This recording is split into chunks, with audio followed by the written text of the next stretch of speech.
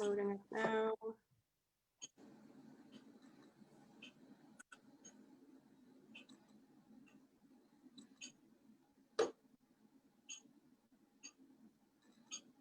And we're live.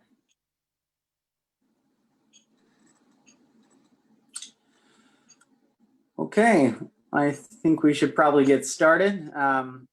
Sorry that we're a couple minutes late getting started here. Had a little bit of technical issues, which I'm sure everybody is aware of in the COVID era.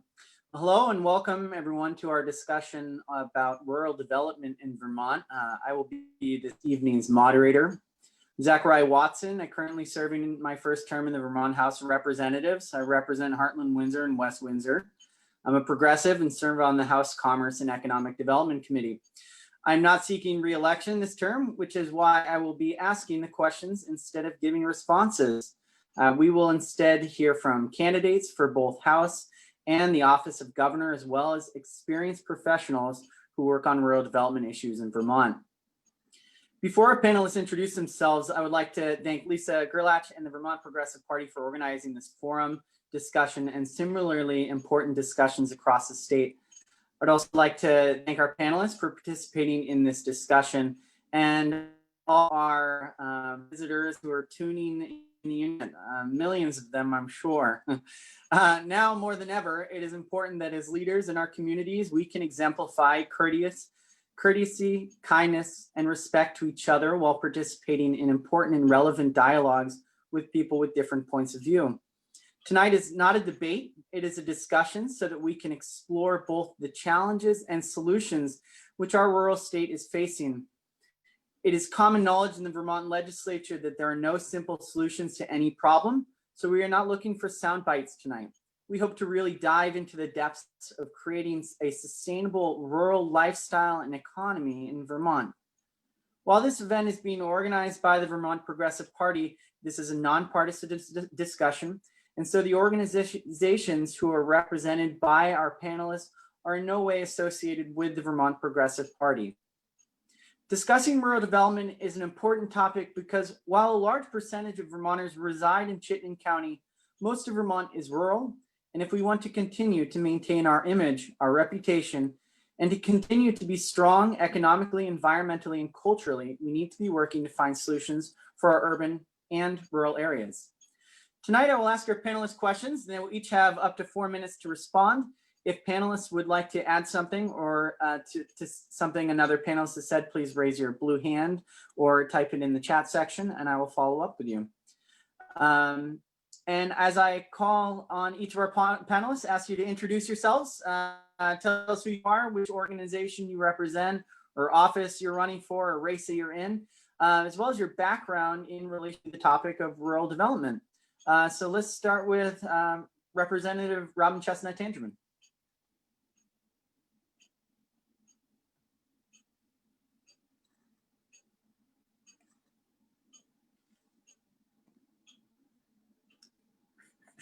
Let's, so while okay. Robin, oh, there we go, he's got it. I got it. I think this is a fitting way, dealing with these technological challenges is a perfect lead in to me introducing myself as serving on the Energy and Technology Committee in the House. I'm Robin Chesnut-Tangerman, currently serving in my third term in the House, running for a fourth term. As I said, I do serve on the Energy and Technology Committee, which is why I'm able to overcome the hazards of Zooming.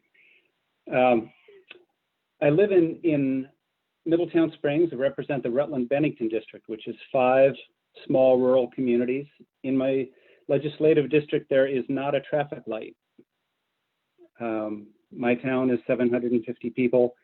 It's a very traditional economy based on what we generally see as extractive practices, logging, slate quarries, farming. My own background is that I grew up on a farm in Western New York. I managed an orchard for a couple of years and have lived here in Middletown for 30 years and represented the district in the State House for the last 6. In that time, I've had a lot of discussions with folks about the economy, about livelihood. On my own, we have a little homestead here and raise some pigs, some chickens. I keep bees, and generally enjoy the benefits of a rural lifestyle, but am very aware of the challenges that it represents as well. Thank you, Robin. Andrea?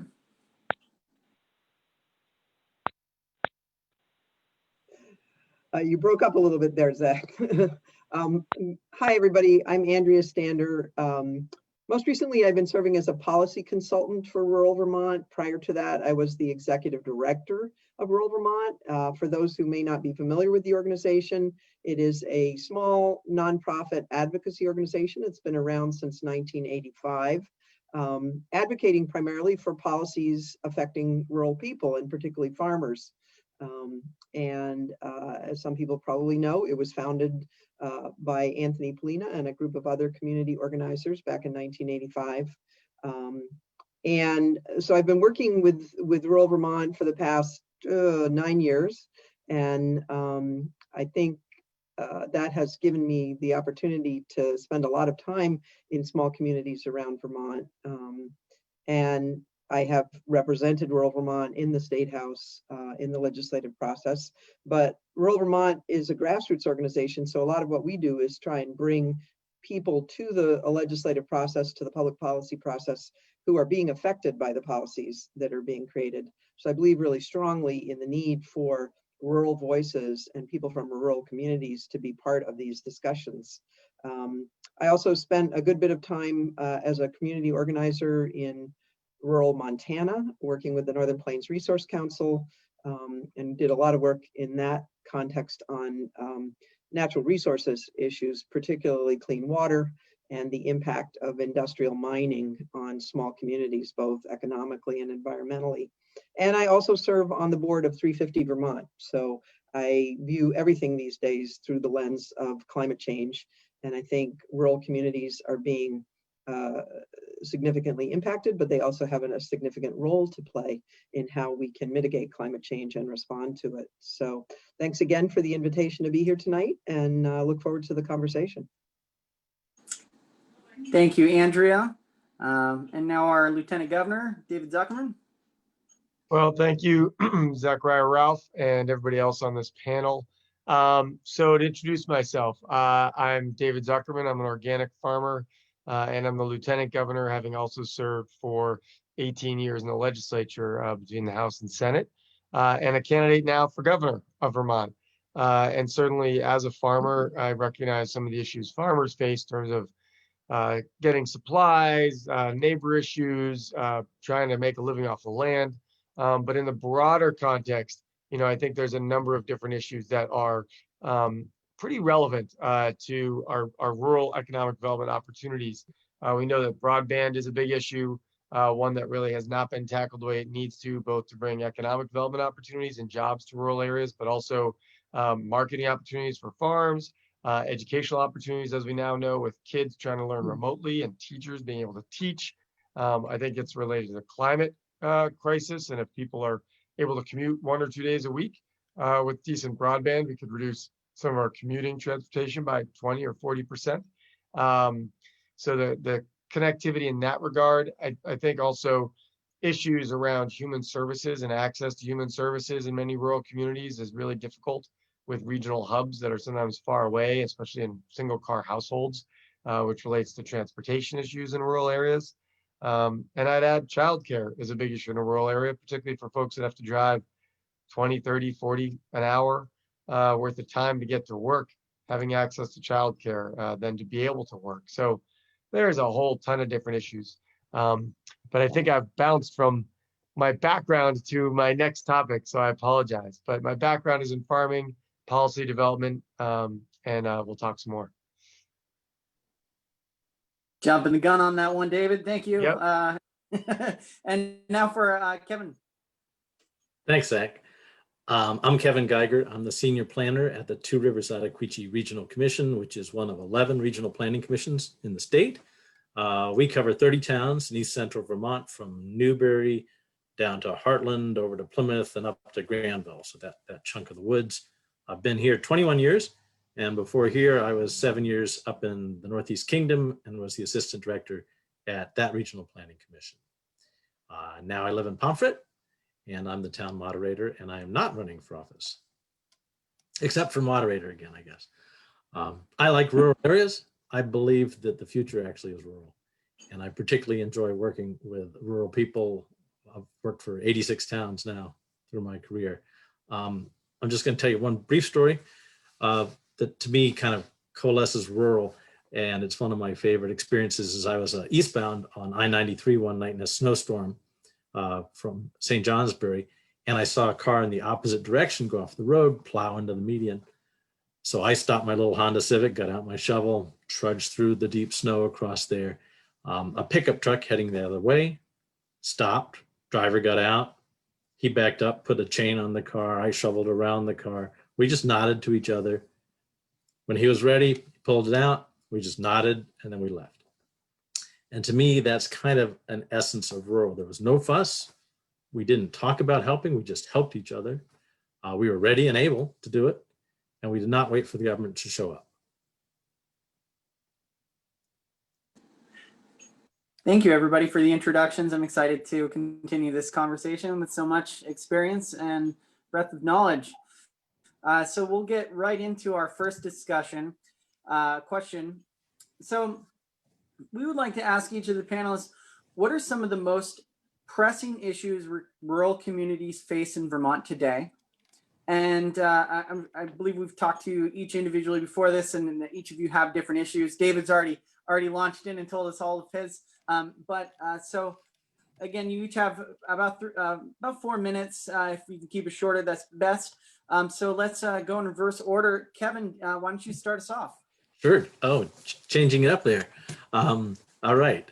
So to me, rural communities face many of the same issues that other communities face. We just maybe have a different angle and a different set of strengths and weaknesses as we approach them. Homes. Our homes in rural Vermont tend to be old and leaky and heated with oil, which we have to change all those things. And they're often too expensive to buy or rent in many of our towns. In the state prior to the pandemic, we had over 90,000 households that were paying too much to put a roof over their heads. What we're getting in Vermont are newer homes, but they generally are too big and too pricey for a lot of our people, and often not in good spots. And like our homes, our bodies, on average, are old and a little leaky and hard to keep warm. And in rural areas, those houses tend to be even older, of course.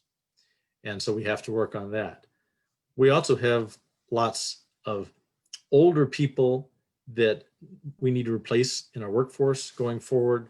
And they want to be able to live in their houses, and their houses aren't necessarily the appropriate place for them to be living or the appropriate shape. And so we're going to have to make sure that they can live in those houses or live in their communities as they go on in life. And as they go on in life, they're going to need healthcare, of course. And unfortunately, Vermont, like the nation, lacks a healthcare system. We have good trauma and illness providers. We have too few doctors and nurses. We have no actual health care, which is provided to keep you in good health. It's not it's not insurance, and it's not what takes care of you when you're in bad health, but healthcare keeps you in good health. And then we have this crackpot mishmash of wasteful practices that profits off of our misery, which is not a good thing. Which brings us to migration, because that ties in with misery. And we know the world is starting fast to get its own misery out there. And they know that we have less misery than they do. We mostly won't dry up, burn up, starve, or drown, right? That's our plus. And we do have the makings of a moat with the Connecticut River and Lake Champlain, but we haven't tied in the top and the bottom. So we're not going to be able to keep people out, I don't think, yet. Which will bother us, because all these newcomers will come in and they will threaten our rural Vermonterness in a certain way. And they will put us in the uncomfortable position that all rural people get put in, and that we don't want people to tell us what to do or to change anything.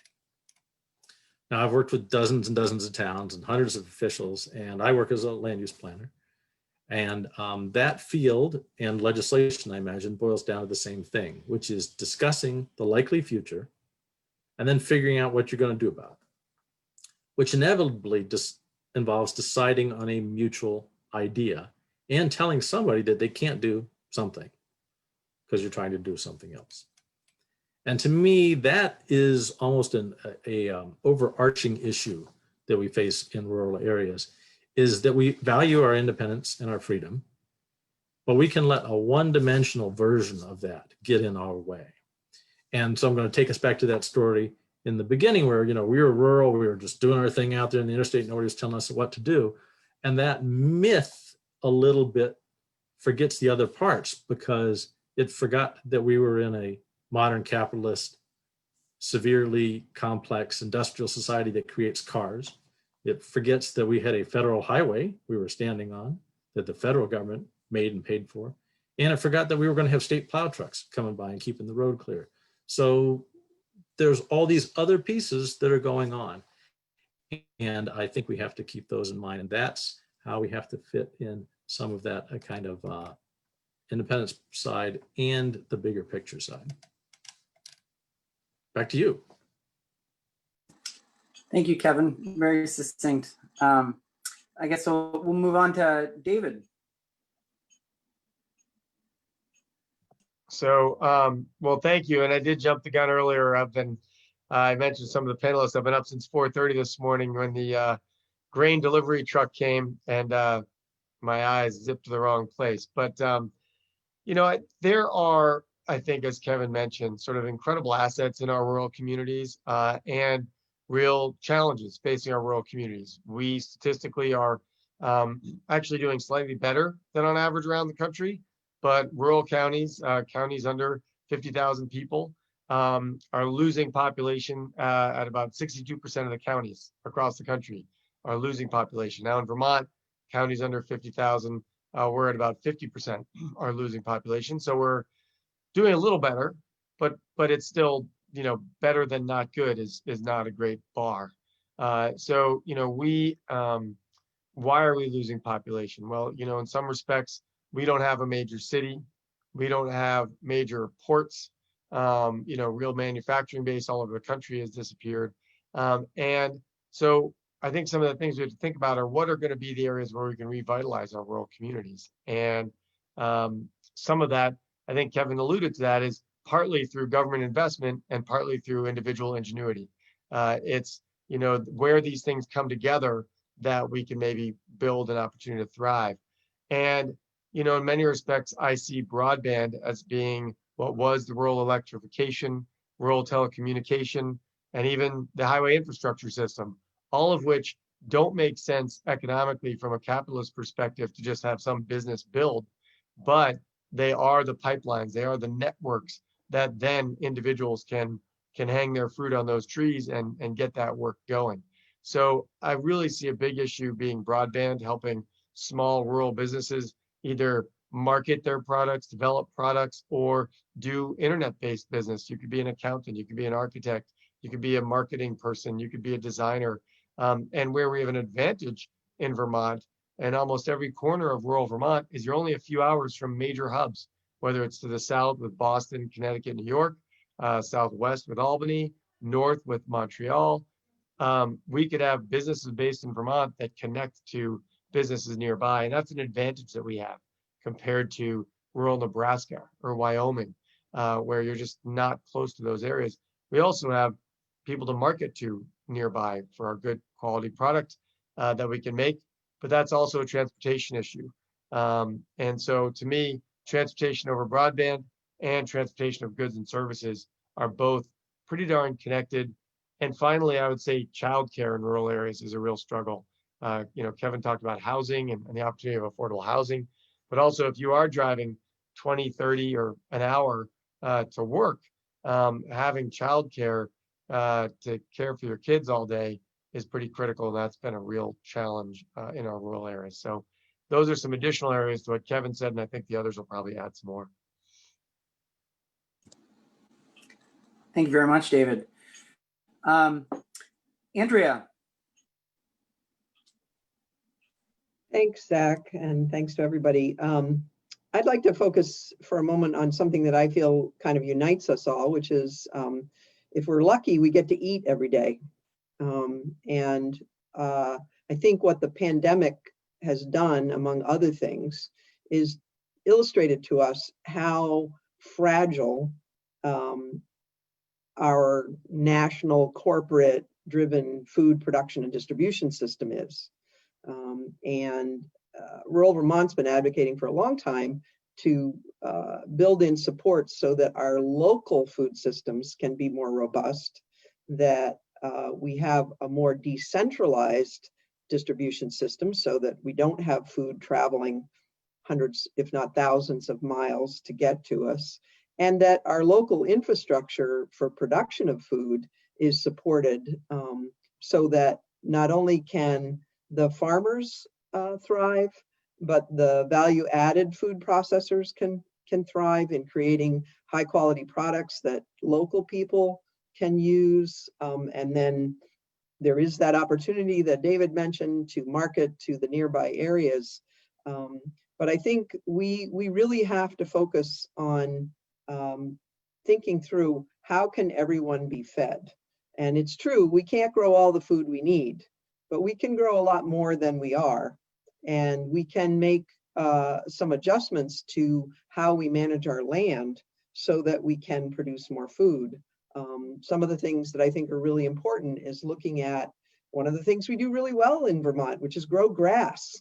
And let's grow grass and let's grow grass-fed animals who can provide a terrific source of local protein.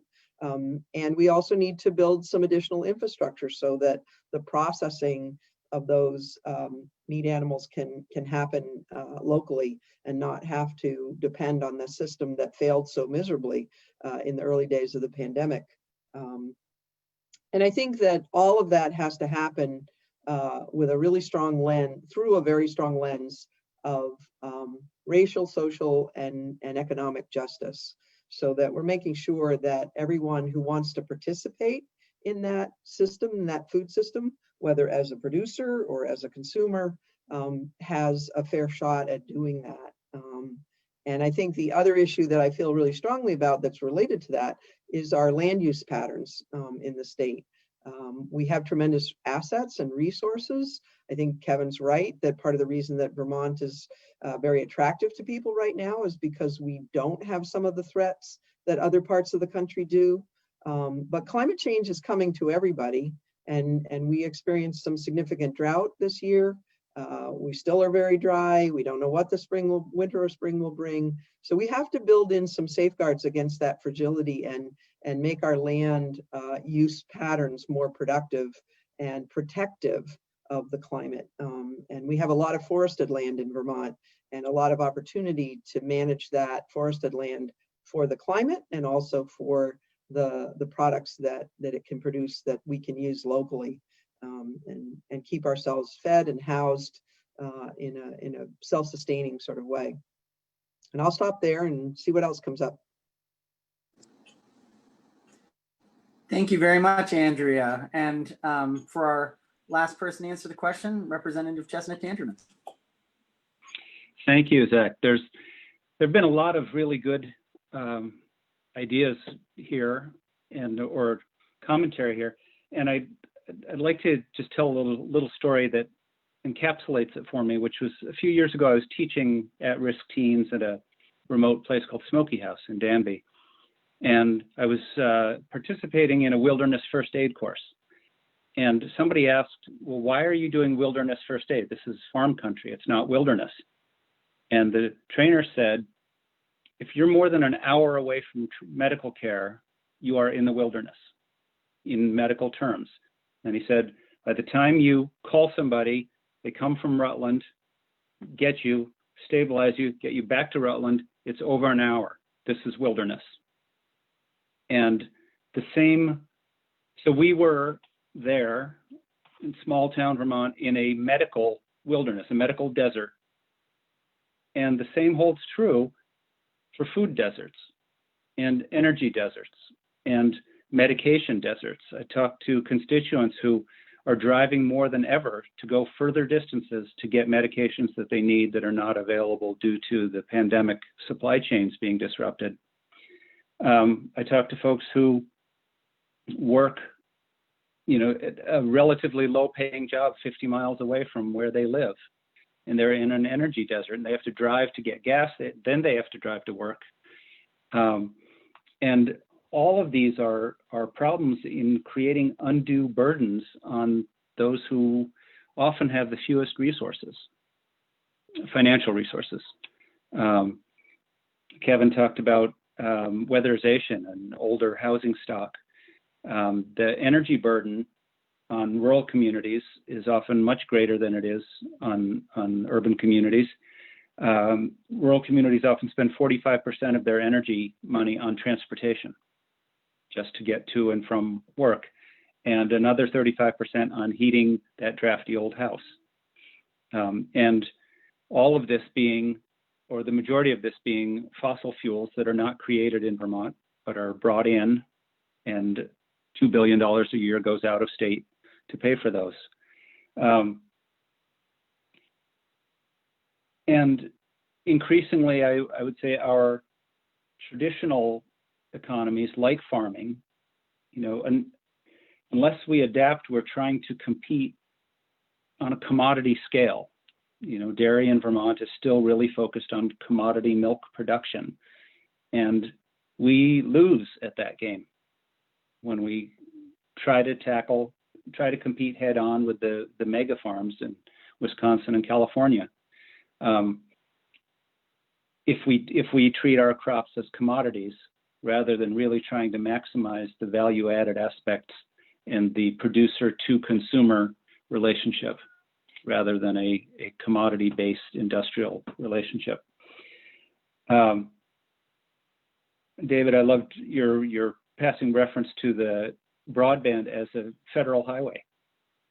I usually think of it in terms of the rural electrification projects of the 30s, but I love the metaphor of interstate highways. That's what works. So there are a whole lot of interlocking, interconnecting topics here. Food, energy, medicine, transportation, and all exacerbated by our small towns becoming bedroom communities for the for the more urban centers that they are near, and our smaller businesses struggling, fading, and the general stores where you used to go to get a fan belt for your tractor, now you just stop and get coffee. And there's a hollowing out of the community there. And these are the challenges that I'm seeing folks dealing with in this district and all across Vermont. And there was a comment from one of the listeners about infrastructure, and said the lack of funding for village water and septic systems and how it undermines state planning priorities for compact village settlements. And that's a really good, an essential point, because we have this dream of compact villages. It's the Vermont mythology that we all buy into, we all support, but our planning does not allow that. And every time a house burns down here in Middletown Springs, we know that you can't build there because you don't have the room for septic. So our communities, by virtue of the laws that we have created for safety, our communities continue to thin out and spread out into the rural landscape. And I'll stop there, and so we can get on to the next round. Thank you, Robin. I did just, I think you've all brought up really important pieces of information. I'm sure folks are aware the legislature passed an Act 250 reform, which the governor vetoed recently. But I would love to hear just quickly, that's probably, the original document was over 100 pages. But what are some ways that we think that Act 250 can be revised to help with some of the issues that you all have brought up? So I wonder if you all can just say, one or two things, or just one thing. Maybe start with going in reverse order. Robin, what would you recommend is something that we could fix with Act 250 that might help with some of the septic problems that you were talking about? Or if you'd like to say something else. Yeah, so I think options there, well, we're looking at really massive investments in water treatment, septic collection and treatment, which, and not to get distracted here, but this ties into our stormwater and wastewater overflow problems, leading to the water quality problems in Lake Champlain. But all of this pointing to the need for investment in infrastructure. But I would also say openness to alternative systems, like composting human waste. It's a huge option, a huge opportunity that currently we don't do. And I'll just leave it at that. Did instead of going around and asking everybody, did anybody else want to add something about how we could adjust Act 250 to address some of the issues that you've talked about? Andrea? Thanks, Zach. Yeah, I just want to throw this in, and I think I mentioned it, but I think it's just so important that any public policy that we enter into from now on, and it should have been happening for a while now, we have to look at it through the lens of climate change. We have to ask ourselves, will this public policy that we're considering, whether it's Act 250 or changes to stormwater regulations or changes to agricultural regulations, we have to ask ourselves, how will this help us protect people from the impacts of climate change, mitigate climate change, help us get through what's coming. We've all been dealing with the pandemic, and I've heard a lot about pandemic fatigue, and I get it. I experience it myself. But what's coming at us in terms of climate change is going to be so much harder and so much longer than the pandemic that I think the sooner we put that lens on everything that we do from a public policy standpoint, and I would include Act 250 in that, I think the sooner we are going to begin to come up with solutions and alternatives that are going to truly help Vermonters with what's coming. TheThank you, Andrea. Kevin, did you have something to add? Yeah, just a couple of notes there. Climate change is not an Act 250 criteria right now. There's energy in there, but there's nothing specific around climate, and there's scattered development in there, which obviously has a bit of energy because you have to go from point A to point B. As David said, people are driving an hour. Both of those things could be better stated in Act 250. And I think Act 250 could also get somewhat out of the way in our downtowns, and it could get in the way in the more rural areas where, particularly in large forest blocks, where we have big carbon sinks right now that perform habitat functions that are needed corridors for things to start moving north, but they're going to just get chopped up if we don't watch it. Excellent. And I know the bill that came out of the House was focused on preventing forest fragmentation, so it's a fortunate miss there. So I'm going to keep moving on, and this is our the next question is, moving forward, how does the Vermont legislature need to, what does the Vermont legislature need to do to help our rural communities? What steps do we need to take to create a better future for rural Vermonters? And I'll give you each about 3 minutes and start with you, Andrea. Okay, thank you. I think in terms of legislative changes, some of the things that I've been working on for the last few years and rural Vermont is continuing to work on is the whole concept of food sovereignty and making our rules and regulations around food production much more scale appropriate for the kind of local production that we need. A good example right now is that the pandemic has put tremendous pressure on our slaughter facilities. So it's been very difficult for livestock producers who had a tremendous demand for their product in the spring when commercial meat was not generally available. are now facing a real wall because they can't get a slaughter date. So rural Vermont has been advocating for better regulations around on-farm slaughter, which really helps the small producers who can serve their local community. I think we also have to look really strongly, I think this is something Kevin said, at making sure we don't have regulations that get in the way of basic common sense ways of getting things done. Some of our effort, a lot of our rules and regs are modeled on solving problems that don't exist at the scale that we do things here in Vermont.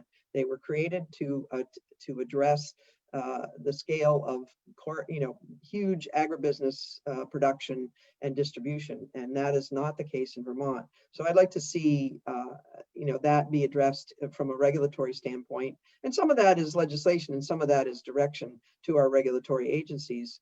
And another thing I think is really important for our future is, and I think Kevin touched on this a little bit, we have got to move away from the use of pesticides. We have tremendous chemical pollution in our waters. Some of that is from industrial chemicals, and a lot of it is from pesticides. And we need to, we passed some legislation 2 sessions back that got us going in that direction, but we need to go further.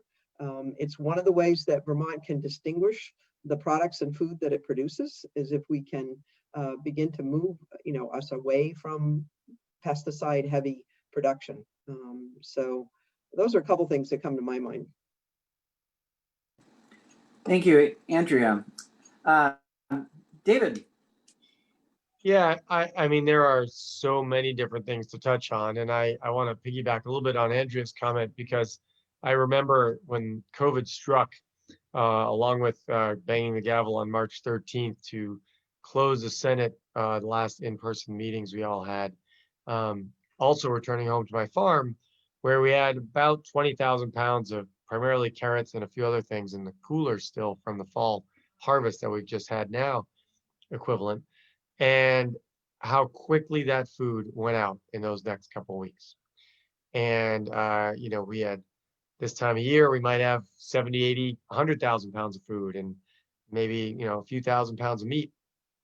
And it seems like a lot, an 18, 20 acre farm, 50 hogs a year, 1,000, 1,500 chickens. But I live in Chittenden County, and all that food that we have right now is less than 1 pound of food for the residents of Chittenden County for one day. And so food resilience, I think, is a big issue. And whether it's building processing facilities, not just for meats, but for vegetables, to put them into a more storage, capacity, whether it's freezing, canning, or others, but also storage, processing and storage. So that smaller folks growing 2, 3, 4 acres of food maybe could expand to 6 or 7 without having to build multiple coolers and processing facilities on their own farms.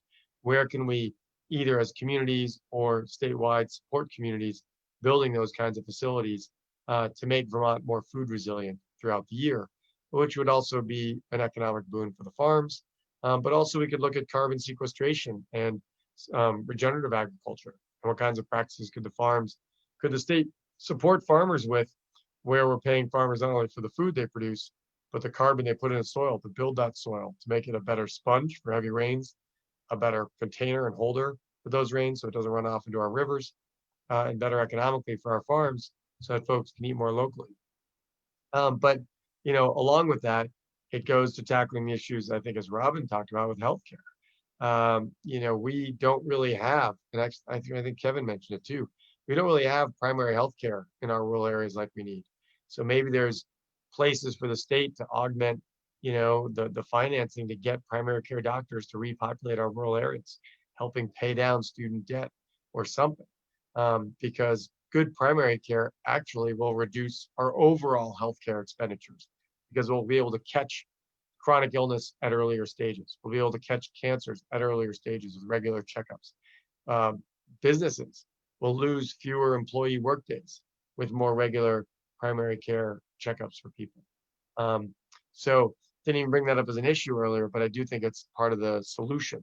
If you have decent primary care in rural areas, more people are also willing to live there and have access to these things. supported, state-supported childcare options, or maybe looking at where some of the regs are too onerous. But there's a reason there's quote onerous regs on childcare, because we're learning how much at 2 and 3 and 4 years old kids get hardwired in terms of their learning and their socialization capacity and skills. So, you know, childcare is more than babysitting. It's really fostering kids' mental capacity and working with them in their interactive skills with each other. So there's a lot of investments that can be made in some of these key aspects of rural infrastructure that, you know, maybe they're considered bricks and mortar, but maybe they're considered actually intellectual capital and capacity, family capacity in rural areas as well. Thank you, David. Mr. Representative Chesnut-Tangerman.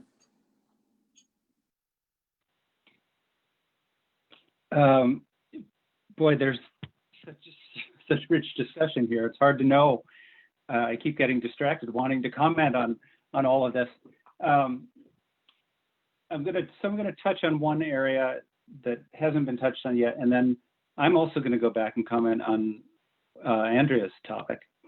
And the area that I just wanted to touch on was energy generation, distributed energy generation, renewables, and creation of microgrids and islanding of resources so that energy can be produced and consumed locally, benefiting the local economy, but also creating resilience in the face of climate change disasters, the flooding and the brownouts and blackouts that so many other areas are facing. And local generation and consumption of energy is one way to deal with that.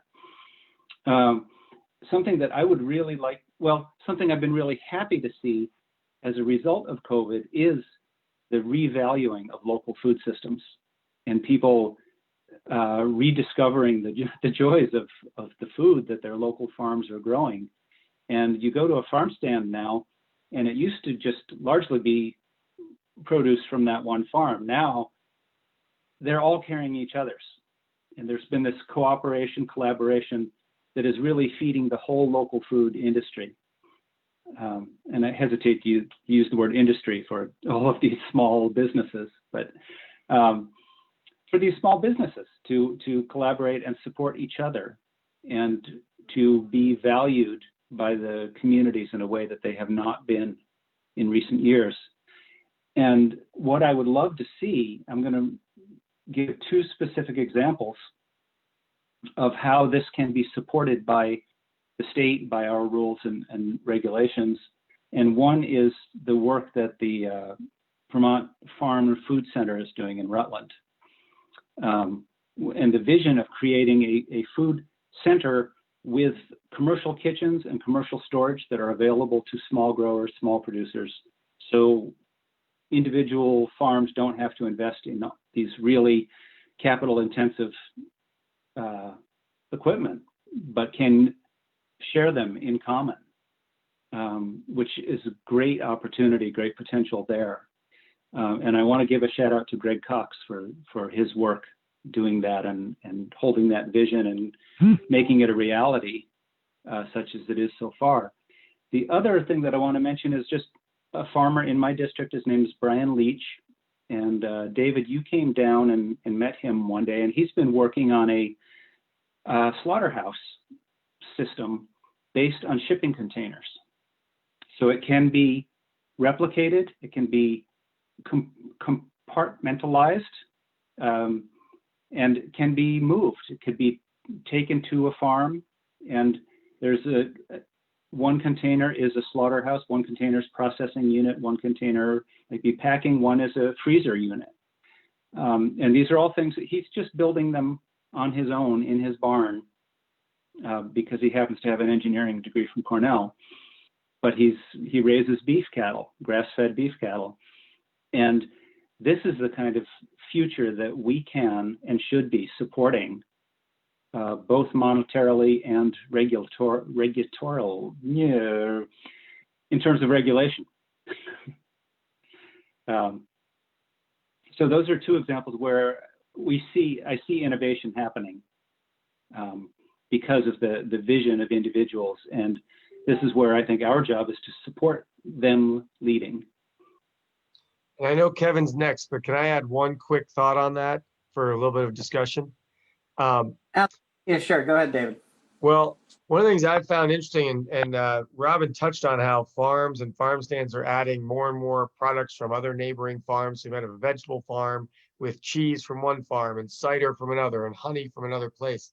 One of the things we ran into on our farm with our CSA is we no longer carry any other farm's products, because technically, if our farm workers touch a product from any other farm, it changes our minimum wage, not minimum wage, but overtime laws. And so on farms, oftentimes workers will work 50, 60 hours a week. But you don't get time and a half, admittedly.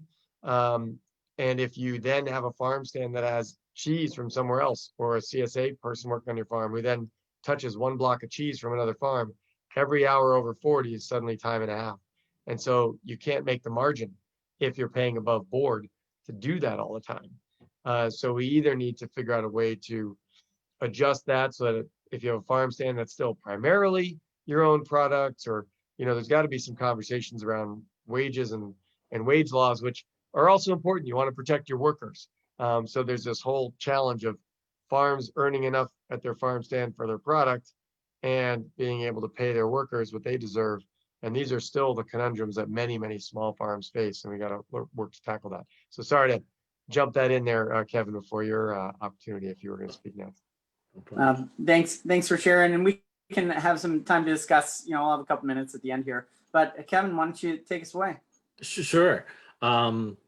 To me, there are not going to be any solutions at all if we want to keep doing what we've done, right? That's the kind of classic thing. If you keep doing the same thing, you're going to get the same result.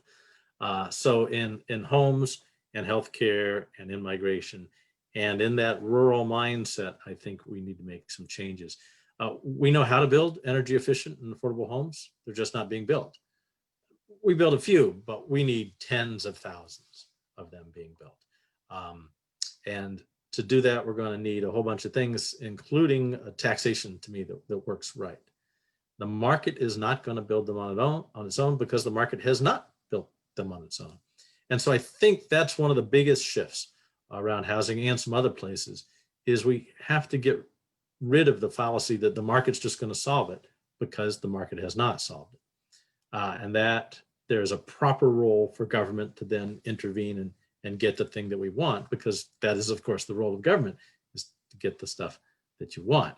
I think we are going to need regulatory reform in the land use side of things to make it easier to do the things that we want to do and harder to do the things that we don't want to have happen. I personally think we need to move away from the property tax. I think the property tax at its core treats property like money. And farmers and a whole bunch of rural people don't want to treat property like money. There are reasons, though, to treat property like money if you're a farmer and you're worried about, your retirement, because of all of those other reasons. How do we still get you equity? How do we take care of you without saying, oh, we're just going to, treat land like money out there? I think we could forego property tax on some new developments that we want. And I think we could drive up taxes on the developments that we don't need. We need massive public financing of weatherization out there. I don't think that needs to be a giveaway. I think a lot of that weatherization will pay for itself. A lot of people can pay for it, but they need capital up front. So why don't we have public financing of the product that we want out there?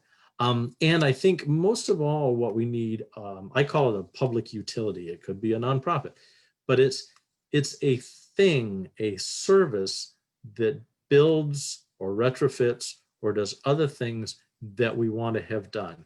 So instead of grandma and grandpa have to become general contractors to put an ADU, accessory dwelling unit, in their garage, and to have some work done inside their house so it's, able for them to walk around in. No, why don't they just call up, I want to stay in my home and make some money, and the people show up and do it. Because we don't need 10,000 Vermonters to try to figure that out on their own. again, we're independent rural people. We want to do things on our own, but we all don't have to invent the wheelbarrow again. I do think that the safe homes are public goods. It's not just a private good. Again, it costs nothing practically to put in a handrail. I was putting in handrails for my folks a while ago. It costs a lot if they fall down, right? Break their hip. Not only does it cost them money, it costs all of us money. So again, there's a public reason and a good fiscal reason why we want to spend some public money working on healthcare in people's homes.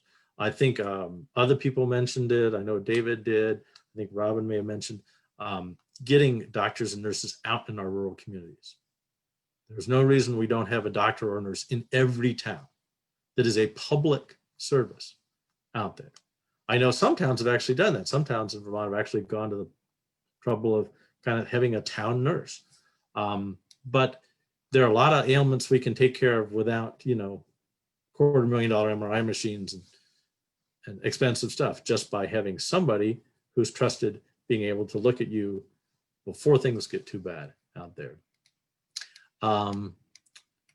Again, on housing, I think we get away from a lack of a system, and we have all these like little odds, we have many people working on many issues, but we don't have a system that works out there. And I think we could use more out there in terms of that kind of a systemic approach. Andrea and David, I think, mentioned farmers, and to me, farmers in healthcare. How many people would become a farmer if there was an adequate house available and they had healthcare? I don't mean insurance. I mean, you cut off your finger working on the tractor, you go to the hospital, they fix your finger, you go home. That's the entirety of the paperwork. I think a lot of people would. I think a lot of people would start small businesses if they knew, oh, I can take that risk because I can leave this job over here and I can do that thing. I may not make any money, but I'll have a roof over my head. And if anything happens to me health-wise, I won't go bankrupt. I think we could also attract a lot of young people to Vermont, frankly. If you were to say to every young couple out there in the United States, hey, you know what? If you're pregnant, you come to Vermont, we take care of you, pregnancy, birth, have the baby, we've got childcare, and we have excellent schools, of course, out there. People will be knocking down the door, right?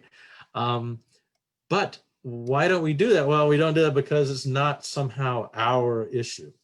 It's someplace else's. And I think that's really the big thing, is we need to kind of think of a lot of these things as matters of public good and therefore deserving of a public response. Which brings me back, and I'll close on this kind of independence issue. Because I mean, I'm as cranky and ornery as anybody, I guess. But to me, we can have this fetish for freedom that gets in the way of unity, right? And that's why we have both of them in our state motto. We just don't have like freedom on the state motto. We have freedom and unity, right? And we want both of those parts out there. And I think we're going to have to talk to each other as we get there, and then tell the world what we want, because otherwise the world's not going to give it to us.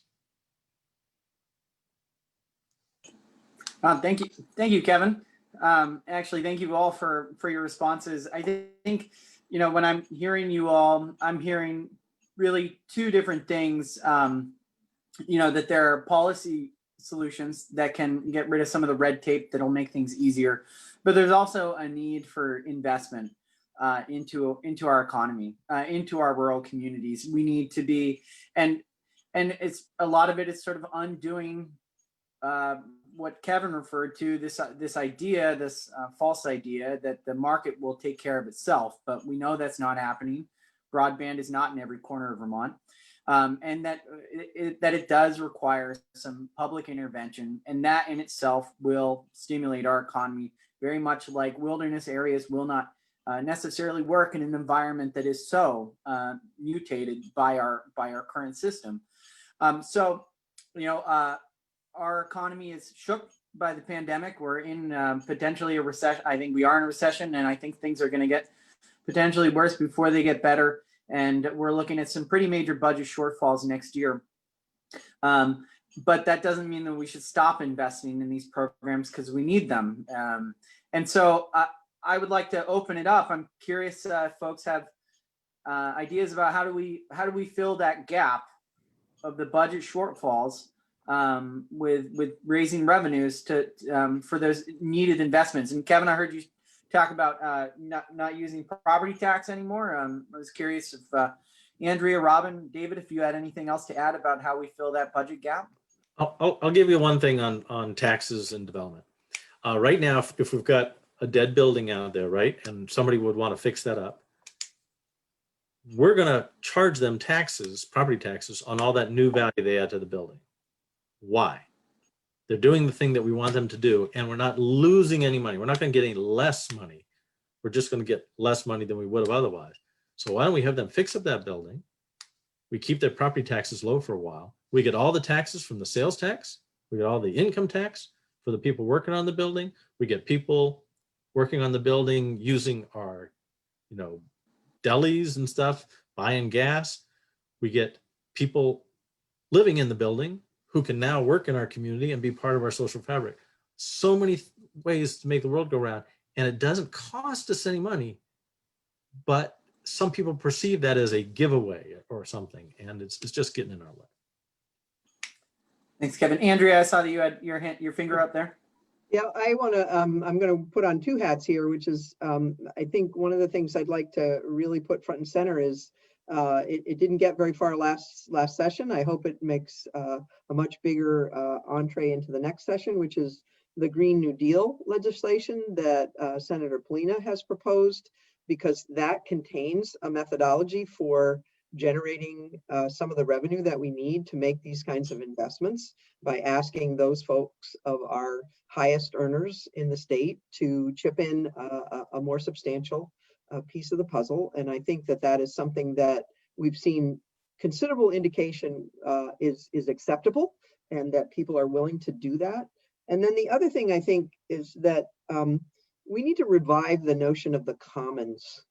I think that's a really important concept that was firmly rooted in our rural history in New England, and we've lost it in the sort of grasping for private property and private rights and all of this stuff. We've lost the concept of the commons, and that plays out in a couple of different ways. It definitely plays out in terms of climate change, and I agree with a lot of what Kevin said about these things that are public good. It may be someone getting their house fixed up, but it's a public good if that person doesn't end up in the hospital because they're living in substandard housing. But I think it also plays out in terms of food. Young farmers need to have access to land. We've got to reform our whole concept of land ownership if we're going to produce more food.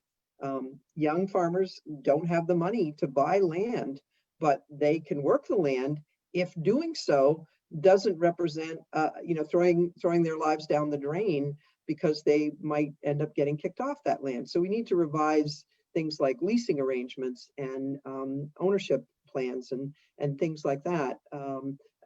I think we really have to work on the changing of that mindset, the rural mindset, resetting it back to where it was when we were sharing things more, and we were working together more, and we were sharing resources, because we've got tremendous assets, and we've got extraordinarily creative and hardworking people. I think we just have some real barriers in terms of public policy and the lack of investment. Robin, David? Well, I'll chime in real David, why quick don't you on go this while Robin figures out how to get his phone to work and talk next. But yeah, I mean, I've taken that concept of Anthony's Green New Deal, and I've introduced that myself and talked about it for a couple of years, but now as governor candidate, certainly bringing that to the forefront. But I don't think that's actually where we address the budget shortfall that you brought up. It appears as though we'll have potentially, a steep downturn as we've had for this year, maybe for another part of the year. Winter is going to be really hard on a lot of people, but we also know that there is a lot of resiliency in our people with the unemployment fund and with federal unemployment dollars. We actually saw the third quarter with some reasonable revenue projections, better than we expected. But we're going to see this yo-yo for the next couple of quarters. But we also have something called the rainy day fund in state government. It's got over $200 million in it. And to me, the whole point of a rainy day fund is to deal with particularly short-term downturns to make sure we don't cut the ongoing programs that we need. So I would utilize more of the rainy day fund. And I do think with a Biden and a new Senate majority, we will get another stimulus slash relief bill that will give our state quite a few resources proportionally. We actually were the top 1 or 2 states in the country in per capita resources from COVID, with almost $2,000 per capita of federal dollars, whereas most states, I think the average is about $600 per person. New York was as low as an average of $300 per person.